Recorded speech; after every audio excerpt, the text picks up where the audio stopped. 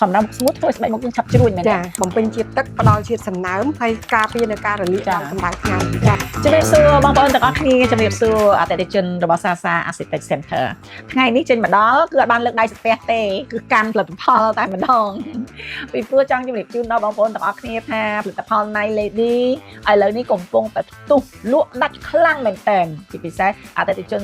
តាមបណ្ដាខេត្ត25ខេត្តបន្ទាប់ពីយើងខ្ញុំទាំងពីរអ្នកធ្វើការបញ្យលជូនទៅដល់បងប្អូនទាំងអស់គ្នាបានទទួលជ្រាបថាប្រភេទស្បែកមុខរបស់យើងអត់អាចដូចគ្នាបានទេអ្នកខ្លះមុខប្រេងអ្នកខ្លះមុខស្ងួតអ្នកខ្លះមុខមុនអូផ្សេងពីគ្នាហើយបន្ទាប់ពីយើងមានកម្មវិធីការពិគ្រោះយោបល់ជាមួយនឹងអនឡាញទៅធ្វើឲ្យគាត់ទទួលជ្រាបកាន់តែច្បាស់ថ្ងៃនេះសូមណែនាំអ្នកផលិតផល3នេះគឺសំខាន់ណាស់សម្រាប់អ្នកស្បែកមុខស្ងួតដូចខ្ញុំអញ្ចឹងខ្ញុំជាអ្នកស្បែកមុខស្ងួតបងស្រីក៏ជាអ្នកណែនាំឲ្យខ្ញុំប្រើនៅពេលដែលខ្ញុំប្រើហើយ 100% ទទួលបានគុណភាពដូច្នេះយើងខ្ញុំនឹងផ្ដល់នៅចម្លើយអ្វីដែលបងប្អូនចង់បានថាមុខរបស់ខ្ញុំស្ងួតហើយមុខរបស់ខ្ញុំឆាប់ជ្រួញគួរខ្ញុំប្រើប្រភេទមួយណាចាជំរាបសួរបងស្រីជំរាបសួរគាត់តែលើកមកដល់គឺកាន់ឲ្យហើយចាខ្លាចផលិតផលរាប់ម៉ឺនណាចាឥឡូវនេះខ្ញុំចង់ឲ្យបងស្រីជួយជម្រាបជូនបន្ថែមពីចំណុចអ្នកដែលគាត់មានបញ្ហាមុខធម្មតាមុខស្ងួតធ្វើឲ្យស្បែកមុខយើងឆាប់ជ្រួញមែនទេថាតើយើងផ្ដល់យោបល់បង្ហាញផលិតផលបែបណាថែទាំបែបណាឲ្យមុខរបស់គាត់មានប្រសិទ្ធភាពចាចំពោះអ្នកដែលមានមុខស្ងួតនាងខ្ញុំធ្លាប់ជួបមានអតិថិជនខ្លះគាត់ស្ងួតគឺធម្មជាតិមកគឺមុខគាត់ស្ងួតមកដោយសារគាត់អត់ធ្លាប់លាបផលិតផលអីគាត់ទុកមុខទៅធម្មជាតិអញ្ចឹងធ្វើឲ្យមុខគាត់នៅពេលដែលប៉ះកម្ដៅថ្ងៃធ្វើឲ្យប្រាត់ស្ងួតហើយជ្រួញមុនអាយុអញ្ចឹងឃើញវ័យគាត់ចាស់ជាងវ័យដោយសារការដែលមិនប្រើផលិតផលអីសោះហើយអញ្ចឹងនៅពេលដែលអត់ប្រើអីសោះមុខស្ងួតមុខជ្រួញតែផ្ទុយទៅវិញបើសិនជាការដែលយើងបានប្រឹក្សាហើយ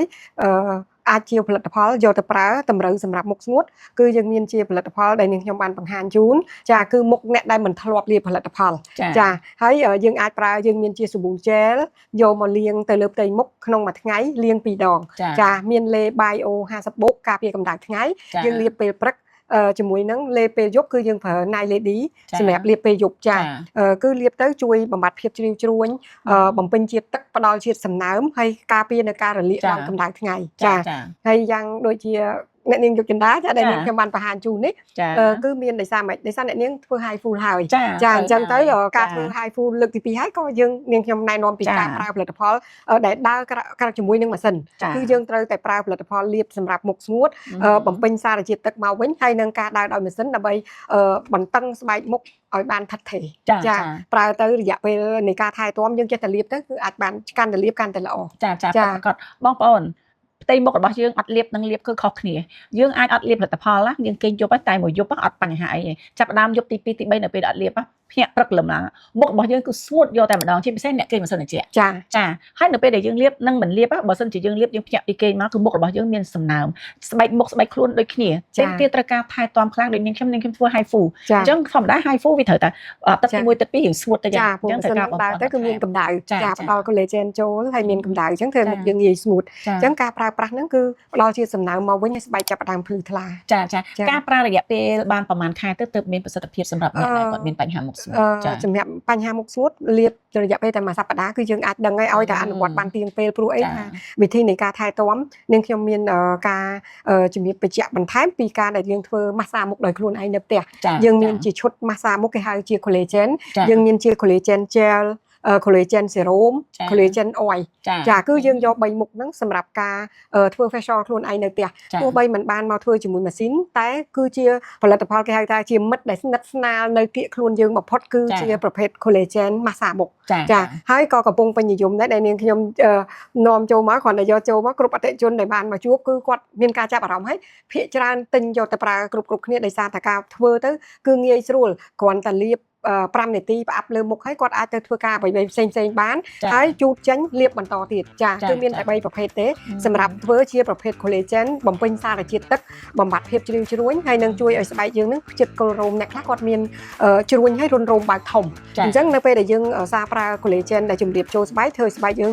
glow មើលទៅភ្លឺថ្លាហើយលាបផលិតផលអីក៏ចូលដែរហើយជាការម៉ាស្សាមុខដោយងាយខ្លួនឯងហាក់បីដូចជាគាត់នឹងបានមកសាអញ្ចឹងពេលដែលមាន collagen ម៉ាស្សានៅក្បែរខ្លួនព្រោះគ្រប់ពេលគាត់ចង់ធ្វើពេលណាក៏បានហើយមិនបាច់ដើរដោយម៉ាស៊ីន គឺការធ្វើដោយខ្លួនឯងនៅផ្ទះជាវិធីងាយស្រួលហើយប្រើបានទាំងបុរសស្ត្រីនៅក្នុងក្រុមគ្រួសារគាត់អាចប្រើបានហើយប្រើបានចំពោះ massage collagen នេះគឺប្រើបានវ័យចាប់ពី18ឆ្នាំឡើងទៅគឺគាត់អាចប្រើបានចាទៅតាមសភាពស្បែកគាត់ថាមុខគាត់ស្ងួតសម្រាប់បងប្អូនយុវវ័យគាត់ស្ងួតដោយសារមុខគាត់អ្នកខ្លះគាត់លាបលេអត់ត្រូវគាត់លាបទៅជាប្រាត់ខ្លាំងឬក៏ការជូត toner ញឹកនាងខ្ញុំឃើញមានបងប្អូនយុវវ័យមកភាគច្រើនគាត់ថាគាត់ចូលចិត្តជូតមុខគេប្រាប់ឲ្យជូតមុខគាត់ជូតកាលណាជូតហួសកំណត់គឺវាធ្វើឲ្យមុខហ្នឹងបាត់បង់នៅជាតិទឹកនិងជាតិ moisturize លើស្បែកយើងជាតិសំណើមលែងមានគឺធ្វើឲ្យស្ងួតបណ្ដាលឲ្យទៅជាក្រហមអញ្ចឹងក៏ជាចំណុចមួយនៃការធ្វើឲ្យស្បែកយើងឈានទៅជាជាប់ទៅជាឡើងអាចរុយដែរអញ្ចឹងបើយើងចេះការថែទាំការប្រើជំរឿនល្អបំផុតគឺប្រើ collagen massage មុខគឺល្អបំផុតហ្មងទាំងបរិសុទ្ធស្ត្រីហើយវ័យពី18ឡើងទៅយើងយក collagen ដាក់ប្រៀបដូចជាមិត្តដ៏ស្និទ្ធស្នាលបំផុតដែលនៅក្បែរខ្លួនដើម្បីជួយ massage មុខចា